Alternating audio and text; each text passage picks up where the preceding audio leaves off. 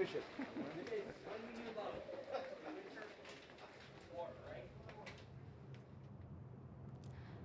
Tablet off. Zahra, now. Pull into the car park. Seatbelt off, grab the bag. Come on, we're going to be late. I know she hates coming here. Tries to duck it each week. Pleading headache and homework, but it's important.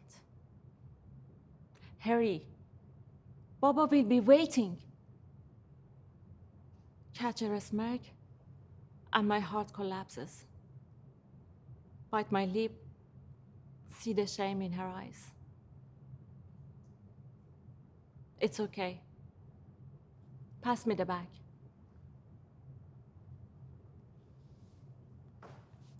I remember as a girl in Aleppo, him lifting in his arms, spinning me around until I would beg him to stop. And then he would wink and I would shriek, and he spun me around again until I was dizzy with joy. Baba was a spice merchant at Al Madina Souk. It spread like a maze throughout the old city, filling its cracks, spilling out of alleys into plazas. Over 12 square kilometers of food and music and laughter under brightly colored awnings. A place to get lost in. And Baba's shop was the busiest of them all. I spent whole days crawling amongst bulging sacks of pepper, sumac, and spearmint, spilling 1,000 bright colors, listening to that laughing, then bartering, then laughing, the air heady with scent.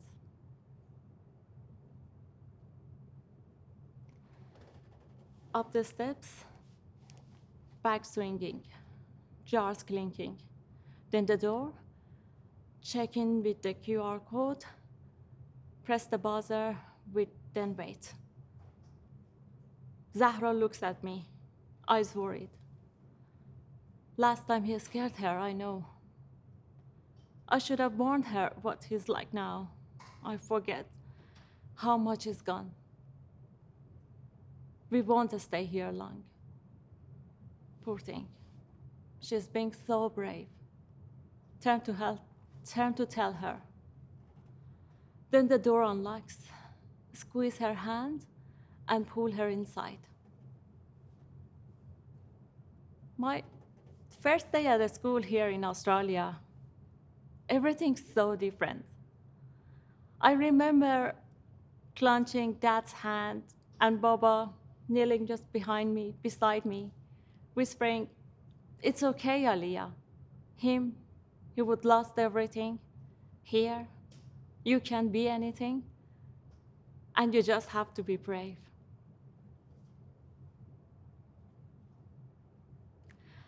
I'm here to see Baba. Sorry, Sharif Eldin. Dr. Lim is expecting us.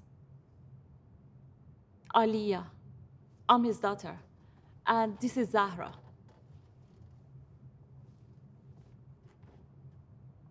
After Aleppo, when we first came to Melbourne, all we had now were memories. But there was kindness too. People donated furniture, a man helped Dad find a job, not in sales, not yet with his English, in a factory.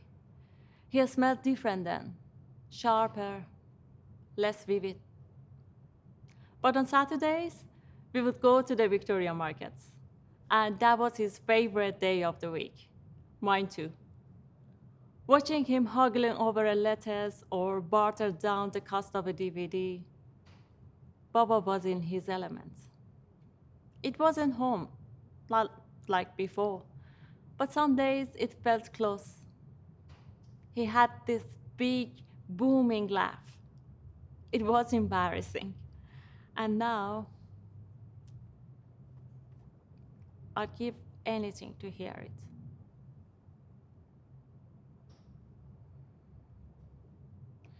10 left, down the corridor, then the second on the right, and we are here.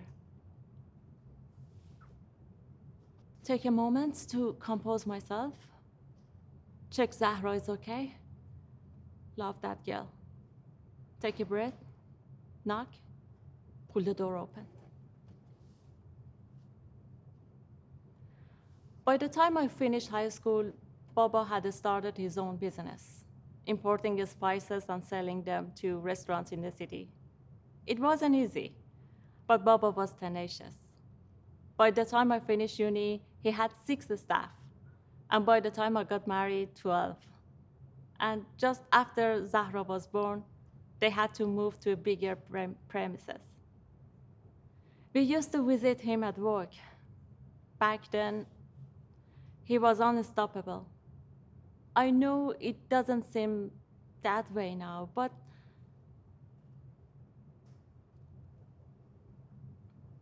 hello, Baba. He sits by the window. How are you feeling? Kiss his cheek, hold him. Look, Zahra is here as well. He nods, but I can tell he doesn't recognize us. Poor Baba. We have lost you by degrees each day, a little further away. The eyes less bright, the mind more distant. Shake it off. It's disease, not him. Keep talking so Zahra won't notice. It was her 10th birthday when I first knew something was wrong. Dad had always been forgetful. Car keys, that sort of thing. But tonight, I watched him try to cut his steak with a spoon. I thought he was joking with Zahra. 2 of them always thick as thieves. But the look on his face, and now Zahra's nearly 12. And Dad, are you thirsty? Pour the cup, hold it up to his mouth, dab his chin, as Dr. Lim enters. Hello, doctor. I brought Zahra as well. I hope that's okay. Of course, he said. He smiles. She can give me a hand setting up.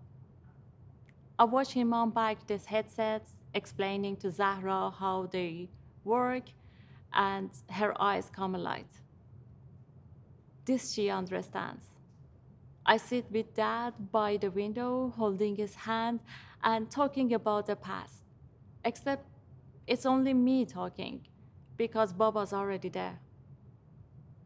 Look up at Zahra, laughing as she tries on a headset, and almost miss the smile on Baba's face. So that's something. I wish she could see him like I do. I mean, the man he was. Because our past is our story. But each time we come to visit, another page is torn out. The disease takes everything. First Zahra, then my wedding, the business, all of it gone. Until all that's left is Aleppo. Funny in a way, back in 2012, when the souk was destroyed, Dad wept for days. But since then, he's forgotten, and Aleppo still stands. Dr. Lim approaches with a headset. He's explained before how it works, but Dad won't remember. We are going to use this to go on a trip, he says. I thought you might like to come with that. I thought you might like to come. Baba nods. And Dr. Lim helps him put it on. When we talked on the phone, he tries to explain it to me, what it was, how it would work, but he needed my permission, he said, to take Baba home. I said I would like to come too, but first, I have an idea. Dad and I wait as Dr. Lim syncs the headsets. And Zahra takes out the jars, like I showed her, first the chili, then smoked paprika, cumin, and coriander seeds, sea salts, and garlic, grind them down, like we practice, the sound of a mortar and pestle, and the smell of harissa. Breathe in deep, as that grip tightens in my own. It's dark, can't see anything. I think maybe it's not working. About to tell Dr. Limden, is that candles? No, it's Arabian lanterns. I forgot how pretty. And then a ray of sunlight slips in through the awnings, illuminating everything. And I hear my father gasp, Baba, can you see it? Do you know how many photos were taken just last year? Over a trillion. That's a million memories. And Dr. Lim explained what this company had done is troll through thousands of photographs on Instagram, all the ones of Al Madina, downloading them, sorting them, compiling them to rebuild what's been lost. Aleppo. He's shaking now. Yes, Baba. And we both start to cry because it's home, just as we left it, a gift of something thought lost. It looks amazing, Mom. She's watching on the tablet, and then Zahra, and she says, hello, Baba. And he asks, what are you doing here? And she smiles. I hear it in her voice and says, we've come to see you at work. And the room shakes with his great booming laugh.